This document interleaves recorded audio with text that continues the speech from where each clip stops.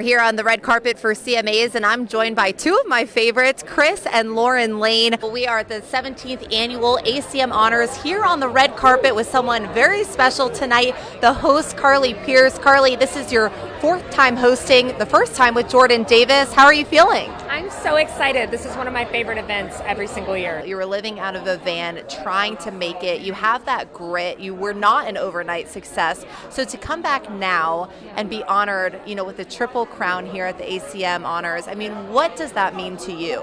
It means everything. And you've been on a lot of red carpets. This is a little different. We're in a bar tonight, Robert's Western Row. This may be the best one ever right here. A lot of closest I've ever been to cold beer and a red carpet. I love how you're just like all about embracing your own image. You're just kind of like, you don't care what other people think. So tell me kind of what inspired that? I am just kind of a what you see is what you get girl. I love the game of pickleball. It was so fun. I think we would have won, but they kind of, they thought our team was a little stacked. And they took me away from you. Yeah, they broke us up.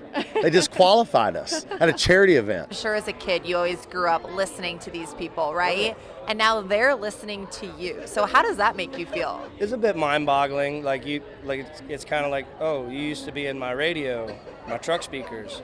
And now we're not. We're here together. And I'm out here with Dirks Bentley and Chris Lane, two of the celebrity players.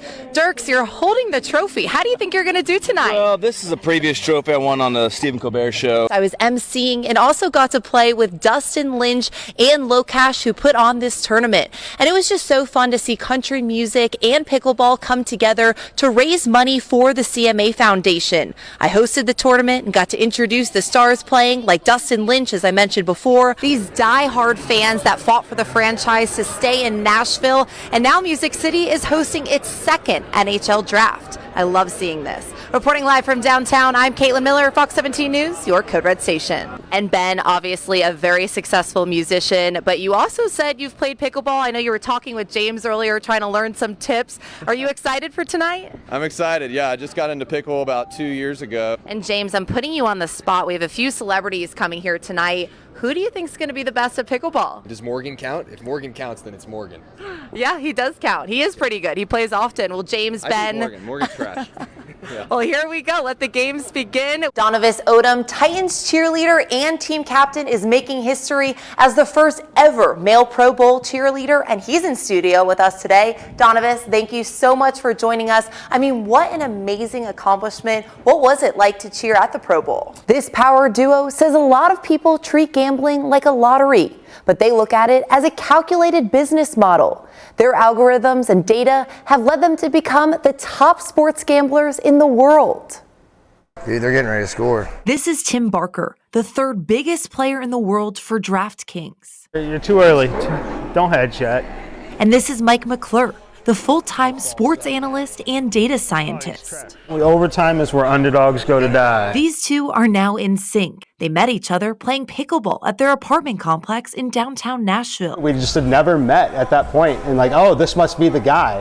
And ever since, we went to breakfast the next morning and been betting on sports. They talk every day about the games they're placing bets on. I'm running 10,000 simulations on every game. McClure builds algorithms to determine the best outcome. I think it's all about just watching the game and knowing what the next play is going to be. And then Barker weighs in with his knowledge. Kind of my catalog of many years of watching the same team. To make the most calculated decisions. Barker says sports betting has become one of the fastest growing businesses in the world, making it a multi-billion-dollar platform. And people in Tennessee could legally start placing bets 2 years ago.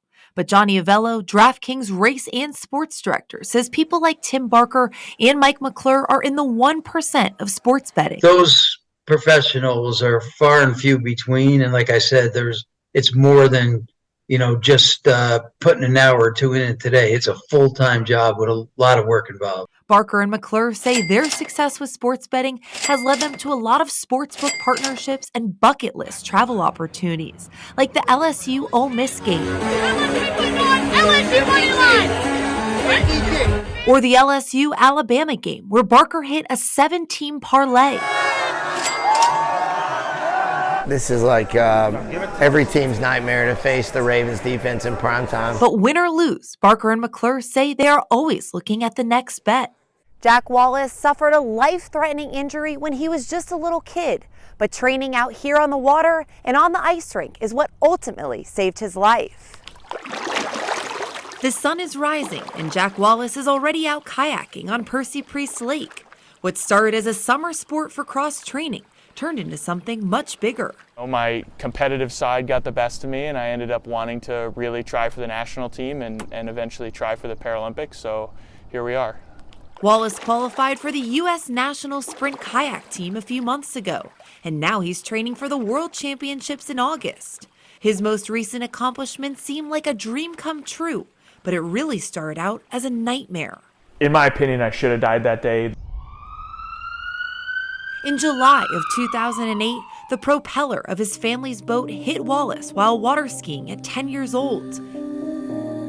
All he saw was a pool of blood. A lot of pain right off the bat, then you start going into shock, and then you're kind of just going into this, oh, maybe I'm dying. His father put a tourniquet on him to immediately stop the bleeding.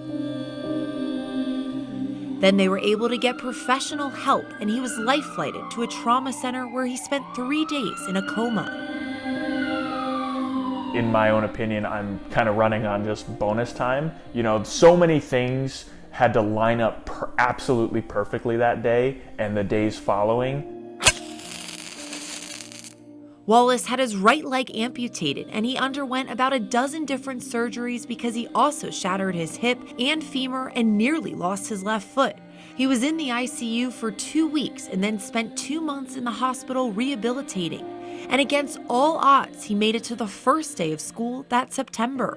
Really after that was really when it kind of started to set in, like, oh, you're not going to be playing hockey anymore. You're not going to be going out for football anymore. You're not going to be doing all these things you used to do. And that, you know, those first few months, that first year was brutal.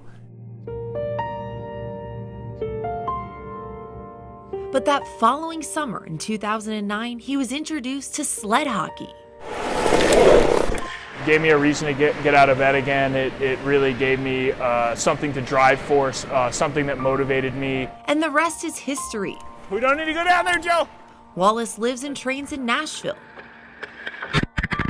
He's a 2-time Paralympic gold medalist and a 2-time world champion. You know, it's hard to describe in words what winning that first gold was like, but really it almost felt like closure. All those emotions that me and my family had felt years, you know, from the accident and then the years following. He says it was that moment when everything came full circle. And now he believes it all may have been a blessing in disguise, because since he was a little kid, Wallace had dreams of playing in the NHL. Because of that accident and because of where I'm at now, I have the ability to do it. Who knows if I ever would have made the NHL, the odds of that are so insignificant. So the fact that I get to travel the country and travel the world and play the sport I love is an amazing opportunity. I was close. Wallace believes he was given a second chance at life, and he says he will never take it for granted. He will continue to strive for his goals, both on the water and on the ice.